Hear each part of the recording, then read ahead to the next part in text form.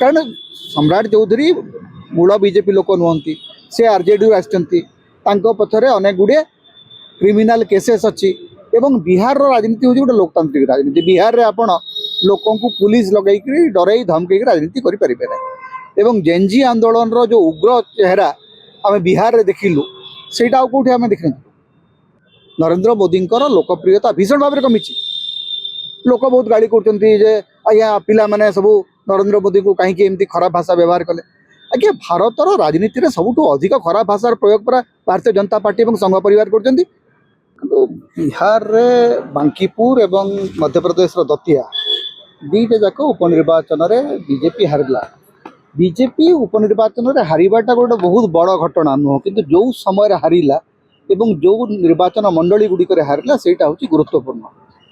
BJP राष्ट्रीय सभापति नितिन नवीन गड़ बोलिक जहाँ कहला एवं नितिन नवीन जो 4 थर विधायक जीति प्रत्येक थर से भोट हार हूँ 60% 60% रु कम भोट से केवे पाई नथिले एवं जितेबाला एडे बड़ बड़ पदवी मिलूँ राष्ट्रीय सभापति दायित्व मिलूँ निज आसन में से केमती हारुंट एवं सेठी किए जीतुଛନ୍ତି ना प्रशांत किशोर जीतुଛନ୍ତି। प्रशांत किशोर राजनैतिक अभिज्ञता एत पुराना नुह।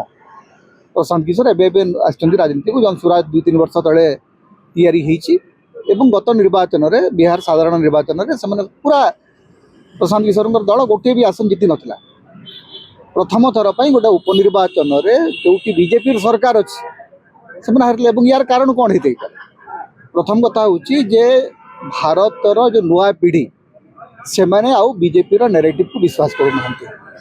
द्वितीय कथा हूँ बिहार रे नीतीश कुमार गला परे बीजेपी स्थिति दुर्बल है। बीजेपी जो भावुला जे से माने शासन को आसबे एवं से माने गोटे प्रकार नीतीश कुमार सहित धोखा कर स्पष्ट हो। तेणु आज आप देखिए जे नीतीश कुमार और नरेंद्र मोदी भितर देखा साक्षात होती। नीतीश कुमार को जो भली भाव में लज्जित अपमानित कर विदा करागला तार गोटे प्रभाव बिहार भोटर ऊपर पड़ी। कारण सम्राट चौधरी मूल बीजेपी लोक नुहति से आरजेडी आसती पछरे अनेक गुड़े क्रिमिनाल केसेस अच्छी एवं बिहार राजनीति हूँ गोटे लोकतांत्रिक राजनीति। बिहार रे आपण लोकों को पुलिस लगे डरई धमकई राजनीति करें ना एवं जेनजी आंदोलन रो जो उग्र चेहरा आम बिहार रे देखिलु सेटा कौटे आम देख एवं भारतीय जनता पार्टी यहाँ सबुठ बड़ गोटे सेटबैक आप कहीपरती 2024 निर्वाचन में जो झटका लगी आ गोटे झटका बर्तमान लगिला किंतु से चेष्टा करेंगे जे ये मुकुलिबा कारण निर्वाचन कमिशन जरिया से विभिन्न प्रकार केमती मैनिपुलेशन करा जाई परिबो से कथा जानते। अनेक लोग कहते आज्ञा ये कहीं मैनिपुलेशन हो पारानी ईवीएम तो ये भी हो पारता आज्ञा सबुथ ईवीएम हो पार ना मझे मझे गोटे गोटे सब्सिडी देवाक पड़ो। 2024 रे भारतीय जनता पार्टी बिल्कुल निर्वाचन सठिक ढंग से जीति ना। आज जदि 2024 साधारण निर्वाचन सठिक पर्यालोचना आपण करेंगे बीजेपी गोटे प्रकार माने जोर जबरदस्त क्षमता को फेरी। 2024 साधारण निर्वाचन बिल्कुल निरपेक्ष निर्वाचन नाला कारण दुईटी निर्वाचन मंडली आपणकर अनकंटेस्टेड निर्वाचन है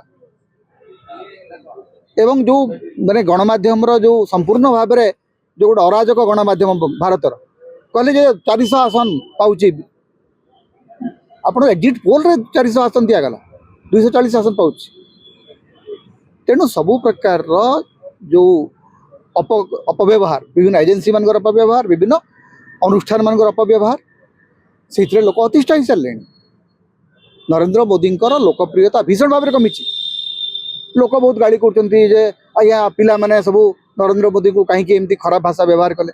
आज्ञा भारतर राजनीति में सबुठ अधिक खराब भाषार प्रयोग पर भारतीय जनता पार्टी और संघ परिवार कर कौन मोराल हाई ग्राउंड नौ सोशल मीडिया को गोटे संपूर्ण भाव में असामाजिक मानकर गोटे आंकड़ा किए कर जो ट्रोलिंग स्रष्टा किए एवं भारतर समाज को धर्म भित्ति विभाजित करी क्षमतार सबुदिन रही हे ना।